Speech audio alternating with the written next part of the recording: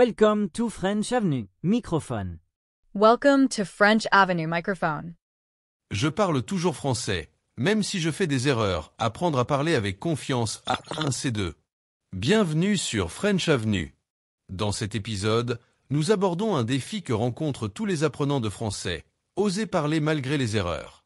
Que vous soyez débutant ou avancé, A1 à C2, cette vidéo vous montre comment transformer vos fautes en opportunités pour progresser et parler français avec confiance dans la vie quotidienne.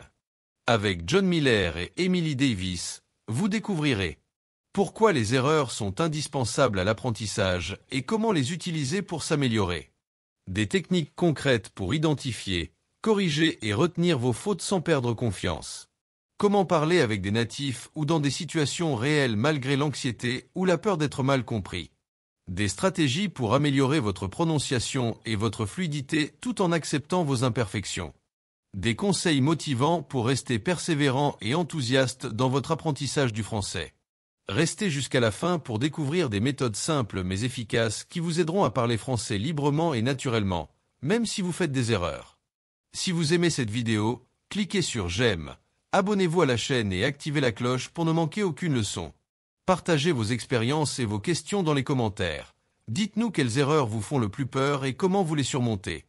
Votre participation crée une véritable communauté d'apprenants motivés.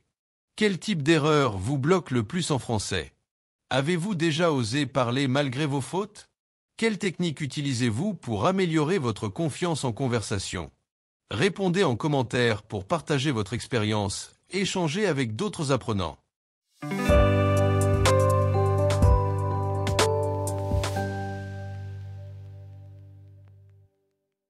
Bonjour à tous et bienvenue sur French Avenue.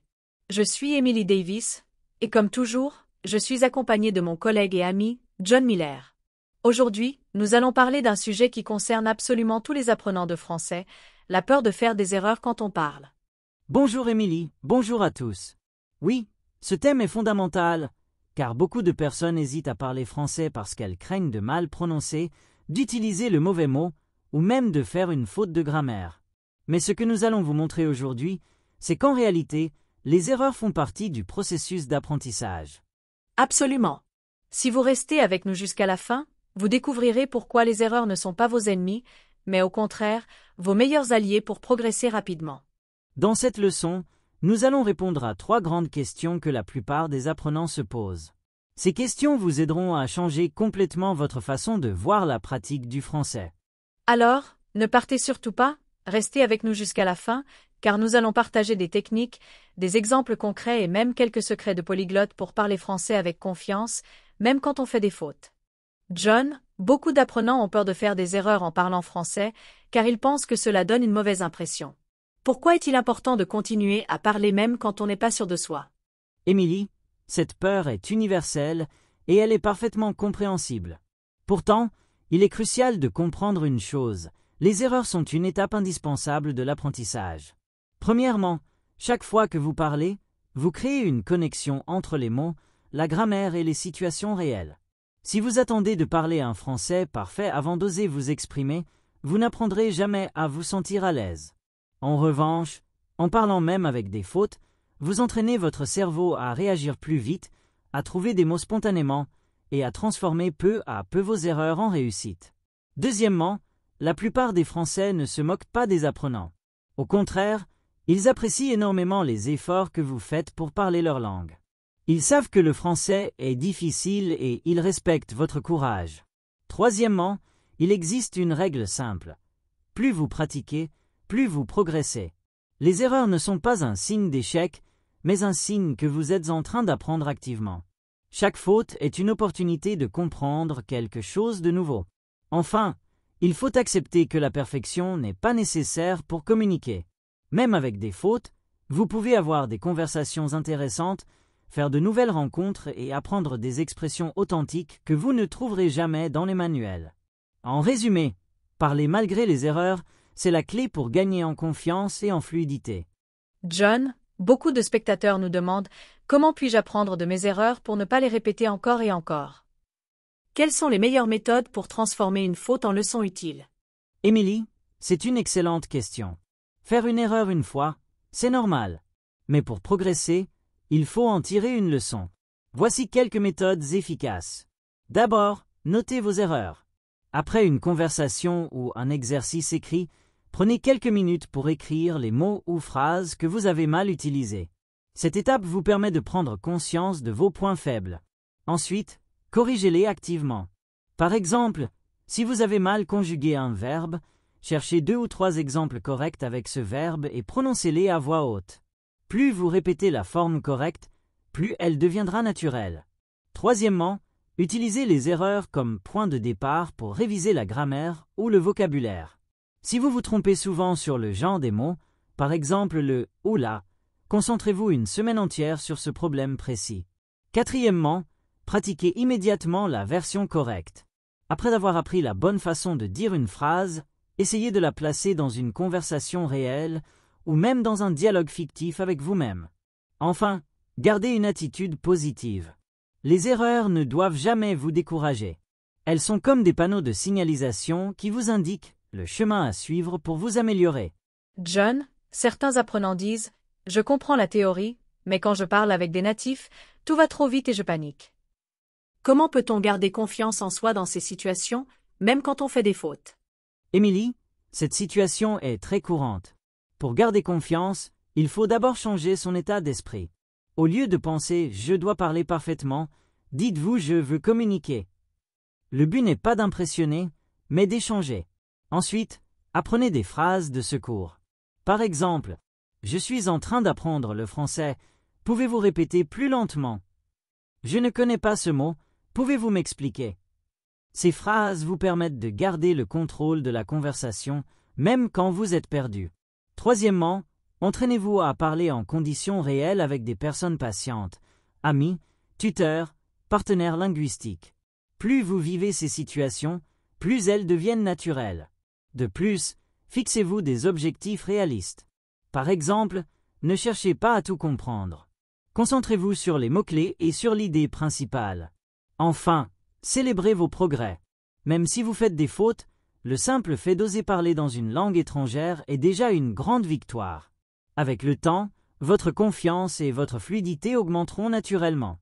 John, certains apprenants nous disent qu'ils oublient rapidement le vocabulaire ou les phrases qu'ils ont appris et qu'ils ont peur de refaire les mêmes erreurs. Comment peuvent-ils retenir ce qu'ils apprennent et utiliser efficacement leurs connaissances pour parler français avec plus de confiance? Émilie, c'est une question très importante. La mémoire et la pratique sont essentielles pour progresser en français. La première méthode consiste à répéter activement ce que vous apprenez. Il ne suffit pas de lire ou d'écouter une phrase, il faut la dire à voix haute, l'écrire et l'utiliser dans des situations concrètes. Deuxièmement, il est utile de créer des associations. Par exemple, relier un mot ou une phrase à une image, à une émotion ou à une situation réelle. Cela rend la mémoire plus forte et plus durable. Troisièmement, pratiquez régulièrement en petites doses. Il vaut mieux 5 minutes par jour que 2 heures une fois par semaine. La répétition courte mais fréquente permet de renforcer votre confiance et d'éviter d'oublier le vocabulaire. Quatrièmement, notez vos erreurs et vos progrès. Gardez un carnet où vous écrivez les phrases correctes après chaque correction. Chaque fois que vous doutez, vous pouvez relire vos notes et constater votre progression. Enfin, utilisez vos connaissances immédiatement. Engagez des conversations avec des natifs, des amis ou même en ligne. Plus vous utilisez activement ce que vous apprenez, moins vous risquez d'oublier et plus vous parlerez avec assurance. En combinant répétition, association, régularité et utilisation pratique, vos connaissances deviennent naturelles et vos erreurs se réduisent progressivement. John, certains apprenants disent qu'ils se découragent quand les natifs ne les comprennent pas immédiatement ou corrigent leurs erreurs. Comment peuvent-ils rester motivés et continuer à parler français avec enthousiasme malgré ces situations difficiles? Émilie, c'est une situation normale et c'est précisément à ce moment-là que la motivation et la persévérance deviennent cruciales. La première chose à comprendre est que les incompréhensions ne sont jamais un échec. Elles font partie du processus d'apprentissage et permettent d'améliorer la précision de votre français. Il est important de garder une attitude positive et ouverte. Quand quelqu'un ne vous comprend pas, au lieu de vous décourager, considérez cela comme une opportunité de reformuler vos phrases et d'enrichir votre vocabulaire. Chaque correction est un enseignement précieux qui vous rapproche de la maîtrise de la langue. Deuxièmement, entourez-vous de ressources et de personnes encourageantes. Pratiquer avec des professeurs, des amis ou des partenaires linguistiques patients vous aide à rester motivé et à parler sans peur de l'erreur. Troisièmement, fixez-vous des petits objectifs réalistes. Par exemple, vous concentrez sur l'utilisation correcte de 3 nouvelles phrases chaque semaine. Ces succès réguliers renforcent la confiance et vous motivent à continuer. Enfin, souvenez-vous toujours de vos progrès. Comparez votre niveau actuel avec celui d'il y a quelques mois ou semaines. Même si les erreurs persistent, vous constaterez que vous parlez plus fluidement et avec plus d'assurance qu'au début. Avec patience, persévérance et une attitude positive, les erreurs deviennent des outils de progression et votre motivation pour parler français grandit naturellement. John, certains apprenants nous disent qu'ils ont tendance à se comparer aux autres, surtout aux locuteurs natifs ou aux apprenants plus avancés, et qu'ils se sentent frustrés lorsqu'ils font des erreurs. Comment peuvent-ils arrêter de se comparer et se concentrer sur leur propre progression en français? Émilie, se comparer aux autres est un piège très courant qui peut freiner l'apprentissage. La première étape consiste à changer son état d'esprit. L'objectif n'est pas de parler comme un natif immédiatement, mais de progresser étape par étape et de mesurer ses propres progrès. Une méthode efficace est de tenir un journal de progrès. Notez chaque nouvelle phrase apprise, chaque mot correctement utilisé ou chaque conversation réussie. Lorsque vous relisez ce journal, vous constatez que vous avancez, même si certaines erreurs persistent. Deuxièmement, adoptez une attitude de curiosité et de plaisir. Chaque erreur est une opportunité d'apprendre quelque chose de nouveau. Au lieu de se décourager, demandez-vous « Qu'est-ce que cette erreur m'apprend aujourd'hui ?» Troisièmement, rappelez-vous que chaque apprenant a son propre rythme. Comparer votre parcours avec celui d'un autre est injuste, car les expériences, le temps d'étude et les motivations diffèrent. Concentrez-vous sur vos réussites quotidiennes et sur ce que vous pouvez améliorer. Enfin, entourez-vous de personnes positives et encourageantes. Les échanges avec des amis ou des tuteurs qui valorisent vos efforts vous aident à rester motivé et à voir vos erreurs comme des étapes normales de l'apprentissage. En résumé, arrêter de se comparer et se concentrer sur son propre parcours permet de réduire l'anxiété, d'augmenter la confiance en soi et de transformer les erreurs en véritables leviers de progression. John, certains apprenants nous disent qu'ils hésitent à parler parce qu'ils craignent de prononcer les mots incorrectement. Comment peuvent-ils améliorer leur prononciation tout en acceptant leurs erreurs pour parler français avec confiance? Émilie, la prononciation est un obstacle fréquent, mais il existe des méthodes efficaces pour la travailler tout en gardant confiance. Premièrement, il est important de écouter le français authentique tous les jours. Films, podcasts, chansons ou conversations réelles permettent d'habituer votre oreille au son correct et aux intonations. Deuxièmement, pratiquez la répétition active. Répétez à voix haute les mots et les phrases que vous entendez en essayant de reproduire le rythme et la mélodie de la langue. Même si vous faites des erreurs au début, cette pratique progressive améliore votre prononciation naturellement. Troisièmement, enregistrez-vous. Écouter votre propre voix vous permet de détecter les sons à améliorer et de comparer votre prononciation avec celle des natifs. Quatrièmement, concentrez-vous sur les sons essentiels et les mots-clés dans une phrase. Même si votre prononciation n'est pas parfaite, les interlocuteurs comprennent votre message si vous articulez clairement les mots importants. Enfin, adoptez une attitude positive face aux erreurs. Chaque mot mal prononcé est une occasion d'apprentissage. Les natifs apprécient l'effort et sont généralement très patients. L'important est de continuer à parler, même avec des fautes, car c'est ainsi que la prononciation s'améliore progressivement.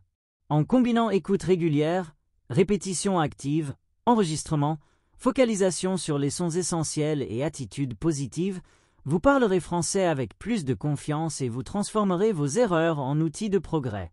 John, certains apprenants nous disent qu'ils ont peur de corriger leurs propres erreurs, car ils craignent de se sentir frustrés ou découragés. Comment peuvent-ils apprendre à identifier et corriger leurs erreurs de manière constructive sans perdre confiance en eux? Émilie, c'est une excellente question. Identifier ses erreurs est essentiel, mais il faut le faire de manière positive et constructive. La première étape consiste à changer sa perception de l'erreur. Au lieu de la voir comme un échec, considérez chaque erreur comme un signal indiquant ce que vous devez travailler pour progresser. Ensuite, prenez des notes claires et organisées.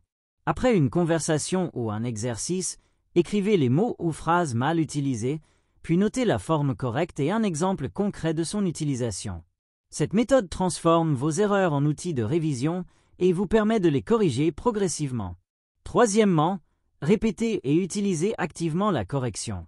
Par exemple, si vous avez utilisé le « au lieu de la » pour un nom féminin, créez 3 phrases correctes avec ce mot et dites-les à voix haute. La répétition active aide votre cerveau à mémoriser la forme correcte. Quatrièmement, adoptez une attitude de bienveillance envers vous-même. Ne vous jugez pas trop sévèrement. Même les locuteurs avancés continuent de faire des erreurs. L'important est d'apprendre et de persévérer. Enfin, combinez autocorrection et pratique régulière. Plus vous appliquez vos corrections dans des conversations réelles, plus elles deviennent naturelles et moins vous faites d'erreurs. Ainsi, corriger ces erreurs devient un outil de progression, pas une source de stress. John, certains apprenants craignent que leurs erreurs empêchent les natifs de les comprendre et qu'ils ne puissent jamais communiquer correctement. Comment peuvent-ils continuer à parler avec assurance, même si leurs phrases ne sont pas parfaites? Émilie, c'est une inquiétude très courante, mais il faut comprendre que la communication ne dépend pas de la perfection grammaticale. Même avec des erreurs, vous pouvez transmettre vos idées et être compris. Premièrement, concentrez-vous sur la clarté plutôt que sur la perfection. Utilisez des mots simples, structurez vos phrases de manière logique et mettez l'accent sur les informations essentielles. Les interlocuteurs comprennent mieux vos intentions si le message principal est clair. Deuxièmement, utilisez le contexte et les gestes. En parlant, accompagnez vos mots de mouvement ou d'expression faciale. Cela aide à transmettre le sens, même si certains mots sont incorrects. Troisièmement, n'ayez pas peur de demander des clarifications. Si quelqu'un ne comprend pas, dites simplement « je veux dire » ou reformulez votre phrase. Cette pratique est naturelle et montre votre engagement à communiquer. Quatrièmement, acceptez vos erreurs comme un processus d'apprentissage actif. Chaque conversation est une opportunité de pratiquer et d'améliorer votre français. Les erreurs sont donc normales et utiles. Enfin, rappelez-vous que la confiance attire la compréhension. Même si vos phrases ne sont pas parfaites, parler avec assurance encourage vos interlocuteurs à vous écouter attentivement et à vous aider à vous faire comprendre. Avec le temps, votre fluidité et votre précision s'amélioreront naturellement. Si vous aimez cette vidéo, cliquez sur j'aime, abonnez-vous à la chaîne et activez la cloche pour ne manquer aucune leçon. Partagez vos expériences et vos questions dans les commentaires, dites-nous quelles erreurs vous font le plus peur et comment vous les surmontez. Votre participation crée une véritable communauté d'apprenants motivés. Quel type d'erreur vous bloque le plus en français?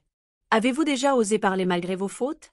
Quelle technique utilisez-vous pour améliorer votre confiance en conversation? Répondez en commentaire pour partager votre expérience et échanger avec d'autres apprenants.